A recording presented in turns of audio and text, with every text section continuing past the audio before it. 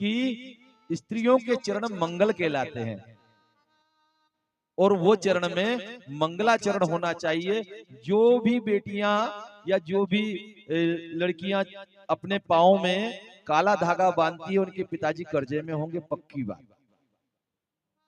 उनके पिता कर्जे में होंगे, उनके घर कर्जा बढ़ रहा होगा। क्यों? क्योंकि मंगल को काले से नाराजी है और जो लोग मंगलवार को काले कपड़े पहनते उनका शाम तक में झगड़ा होना, किसी से तो किसी से पटेगी जम से। तो इसलिए मंगलवार के रोज काले कपड़े धारण ना करें।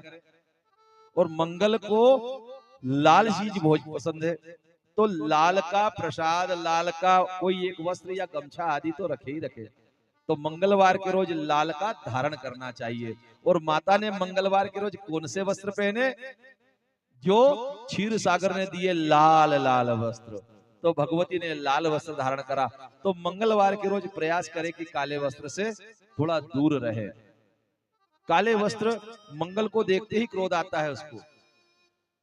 वो भूमि का पुत्र है और मंगल का प्रभाव बहुत तेजी से पड़ता है। मंगल कर्जे में भी लाता है और मंगल कर्जे से निकालता भी है।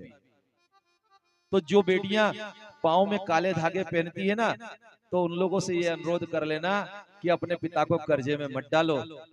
और ऐसे भी जब चरण मंगल के हैं तो उनमें चांदी होना चाहिए। हमारे ऋषियों ने चांदी की व्यवस्था करी थी। वो धीरे धीरे पतली होते होते ऐसी बिल्कुल धागे जैसी हो गई। लेकिन मैं आपसे कहता हूं कि जो पुरानी माताएं हैं, जो आज भी गांव में चले जाए ऐसे मोटे मोटे पहनती है, आप देख लेना एक भी माता को कहीं शरीर में गठान हुई हो तो। किसी को गठान नहीं होती। आजकल की महिलाओं को गठान होती है कि नहीं होती है? शरीर में जगह जगह गठान हो जाती। क्यों? क्योंकि माताओं के जीवन में एक समय ऐसा आता है कि उनके समय में जीवन में बड़ा परिवर्तन हो जाता है 40-45 साल की आयु में। तो वो जब उनके जीवन में परिवर्तन होता है तो वो परिवर्तन के बाद उनके शरीर में वो हार्मोनल डिसबैलेंस हो जाता है। तो हमारे जो बुजुर्ग लोग थे उनको इतना ज्ञान था, इतना भान था, तो वो मोटे मोटे कड़े नई बहुओं को नहीं पहनाते थे। लेकिन जब वो 40-50 की हो जाती थी तो उनको पहनाते थे कि तुम अब पहनो। तो वो काम करती थी, उनके घुटने नहीं दुखते थे, उनके शरीर में कहीं गांठ नहीं पड़ती थी। और यही नहीं, गांठ के अलावा उनको थकान भी नहीं आती थी। थकान भी नहीं आती थी। तो इसलिए पाँव में जब टहनी होती है ना, जो ऐसी हड्डी रहती है, उसके पास में एक नस होती है। उस नस के ऊपर जब बार बार चांदी का या कोई भी वजन जाता है तो वो वजन से शरीर में कहीं भी हार्मोन का डिसबैलेंस हो रहा होगा तो नहीं होता। अब आजकल तो हमारी माई उनके पाँव में जरा सी पतली सी पायल भी गड़ने लगी है, तो भैया बड़े बड़े ऑपरेशन करवाओ, बोलो जय सीताराम, करवाओ फिर ऑपरेशन। उन्हें क्या हो गया? बोले कैंसर हो गया, कटवाओ। शरीर अंग भंग हो गया तो पूजा के लायक नहीं बचोगे, पूजा के लायक नहीं बचोगे। क्योंकि जिस शरीर का अंग भंग हो जाता है उसको तो, अरे कई अब तो बंद हो गया, पहले तो ऐसे महात्मा थे कि जिसको सुई लग गई उसको यज्ञ में नहीं बैठने देते थे। सुई लग गई उसको नहीं बैठने देते थे। और आप यह विचार कर रहे हैं मैं चरण से शुरू हुआ हूं, अभी तो सर तक आना बाकी है मैया, चरण से शुरू हुआ हूं। जब जो बिछोड़े होते हैं ना, वो बिछोड़े जब होते हैं तो वो बिछोड़े जहां पहने जाते हैं, माताएं 3-3 पहनती है, हमारे निमाड़ की माताएं तो पहनती हैं। वो जब पहनती है ना तो उसको पहनने के कारण जब हमारे शरीर में यहाँ पर इस जगह पे करा जाता है तो गले के रोग नहीं होते। कहाँ के रोग नहीं होते? गले के। इसलिए हमारी यहाँ की माताएं भजन भी बहुत जोर जोर से गाती है, तो गले का रोग बचता है। और थोड़ा सा अपन ऊपर आते हैं तो जो शरीर के अंदर दूसरे जैसे बाहों में पहना जाता है, हाथों में चूड़ियां पहनी जाती है, जो माताएं ज्यादा चूड़ियां पहन करके रखती हैं वो दिन भर काम करे उनको थकान नहीं आएगी। और जो 2-2 कड़े डाल के रखते हैं थोड़ा से काम में उनको थकान आने लगेगी। क्यों? क्योंकि वो भी आपके शरीर का एक्यूप्रेशर करती हैं। ये शरीर में जगह जगह नसनाड़ियां हैं, उन नसनाड़ियों से आपके शरीर के अंदर ही ऐसे श्रृंगार करा गया है, 16 प्रकार का श्रृंगार माताओं का कहा गया है। और एक और चीज आपको बताता हूं, ये कान का जो छेदन करते हैं ना, ये कान का छेदन जिस जगह पे करा जाता है या पास में, तो उस जगह पे छेदन होने के बाद में अगर सही तरीके से कान छिद गया है तो कभी भी किसी माता को ब्रेन की शिकायत नहीं होगी। सरदर्द की शिकायत बहुत ना के बराबर रहेगी। और जिसको आजकल कहते हैं ना कि वो हो गया लकवा फकुआ, तो वो तो होगा ही नहीं। तो हमारे बुजुर्गों ने इतनी बड़ी बड़ी बीमारी जरा सी चीजों से ठीक कर दी। और एक बात और है कि अगर ये कान का छेद जरा सा थोड़ा सा ऊंचा नीचा हो जाए तो उसी के पास जीभ की भी नस होती है, और जिसका जरा सा कान का छेद गलत छिद गया वो खूब बोलेगी मैया, क्योंकि वहां पर टंग की वो भी रहती है। तो जिसका समझ लो कि जो बहुत ज्यादा ही बोलती है तो उसका गलत जगह पे कान छिदा गया है। आप इस बात का भी ध्यान रखना। और साथ ही साथ जो नासिका में, नासिका के अंदर जो होता है, अगर आप इसको ध्यान से देखें नासिका को, तो ये नासिका का सीधा संबंध आपके फेफड़ों से है। अगर ये नासिका में सही जगह पर आपकी नासिका छिदी हुई है तो कभी भी फेफड़ों की बीमारी नहीं होगी। अब आप ये विचार करें, हमारे यहाँ पे माता कंजल लगाया करती थी, आजकल तो टायर के उसका कंजल लगता है। लेकिन मैं आपको बताऊं, आप एक बादाम लीजिए, सुई में लगाइए और घी के दीपक के ऊपर उसको जला लीजिए और उसका बादाम का काजल बना करके अपनी आंखों में लगाइए। आप कई तरह की चीजों का शुद्ध काजल बना करके लगा सकते हैं, लेकिन आप क्या करते हैं, वो रबड़ का जो टायर जला करके बना हुआ काजल आकर लगाते हैं और दिन भर आंख घसते रहते हैं। फिर ये काजल भी इसलिए लगाया जाता है क्योंकि नेत्रों से ऊर्जा तीव्र निकलती है, और तीव्र ऊर्जा निकलती भी है, तीव्र ऊर्जा आती भी है।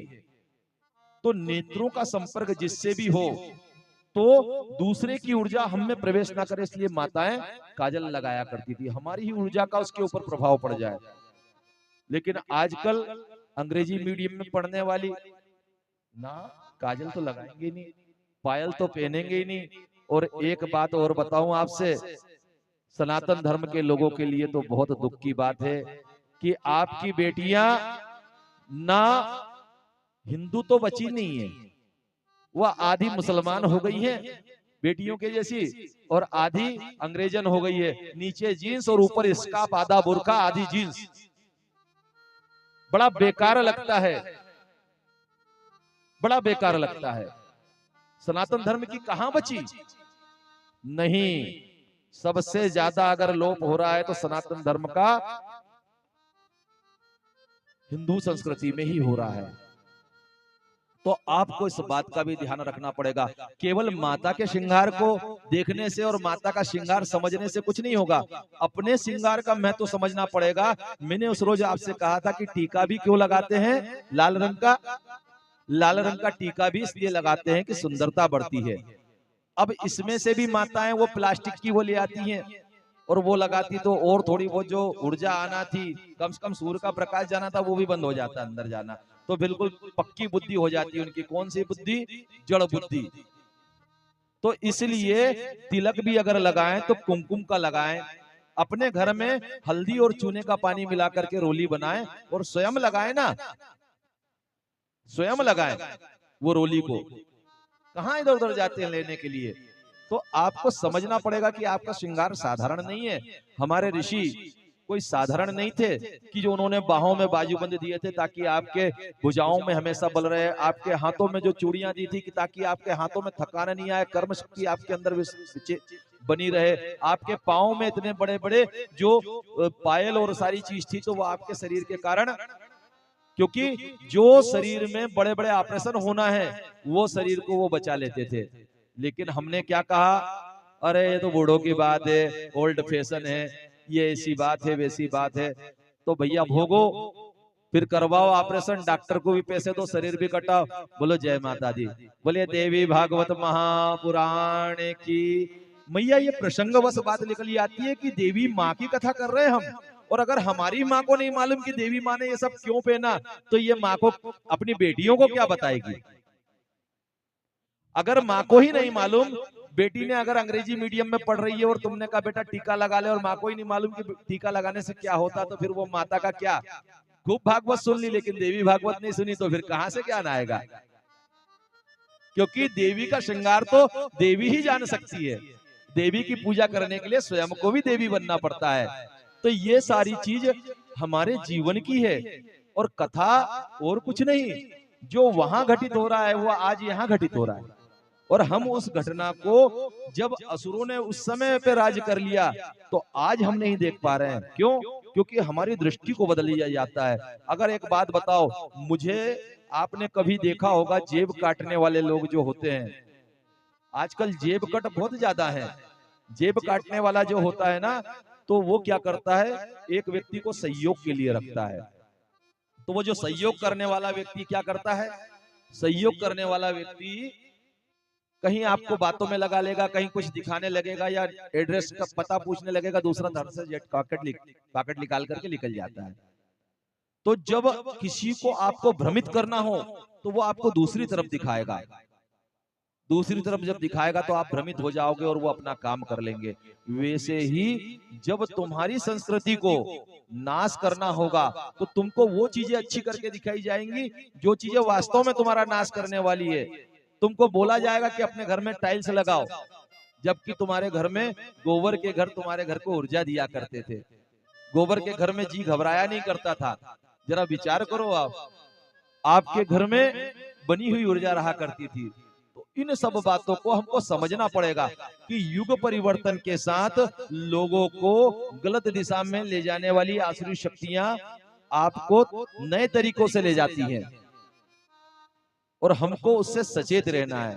क्यों? क्योंकि और कोई देवता नहीं है, हम ही वो देवता हैं जिनके ऊपर असुर हमेशा शासन करना चाहते हैं। तो हम देवताओं को जागना पड़ेगा।